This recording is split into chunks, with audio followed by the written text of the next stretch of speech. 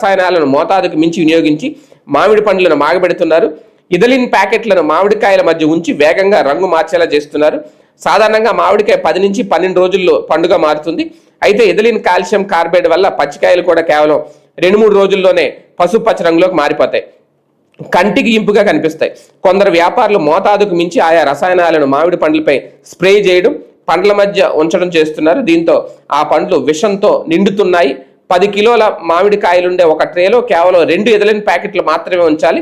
అది కూడా పండ్లకు తగలకుండా పెట్టాలి. కానీ కొందరు వ్యాపారులు ఒక్కో ట్రేలో 7 నుంచి 8 ప్యాకెట్లు నేరుగా ఉంచుతున్నారు.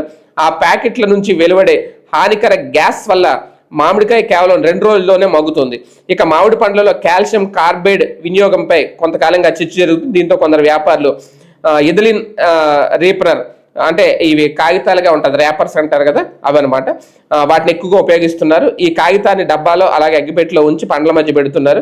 దీంతో 24 గంటల్లో పండ్లు పక్కవానికైతే వస్తున్నాయి. ఒక రకంగా ఇది పెద్ద క్రైమ్ అని చెప్పాలి. ఎందుకంటే చిన్నపిల్లల నుంచి అందరూ తింటారు మామిడి పండ్లు, వాటిని ఇలాగ ఇథలిన్ తోటి ఇలాగ విష రసాయనాలతోటి పెట్టేస్తా ఉంటే అసలు ముందు అలాంటి వాళ్ళ మీద కేసులు పెట్టి అరెస్ట్ చేయాలి. అప్పుడు కానీ నెక్స్ట్ సీజన్లో ఇలా చేయరు. ఇప్పటికే చాలా మంది సోషల్ మీడియా వచ్చిన తర్వాత తోటల దగ్గర తీసుకెళ్లి నేరుగా అమ్మేవాళ్ళు కూడా కొంతమంది మొదలు పెట్టారు.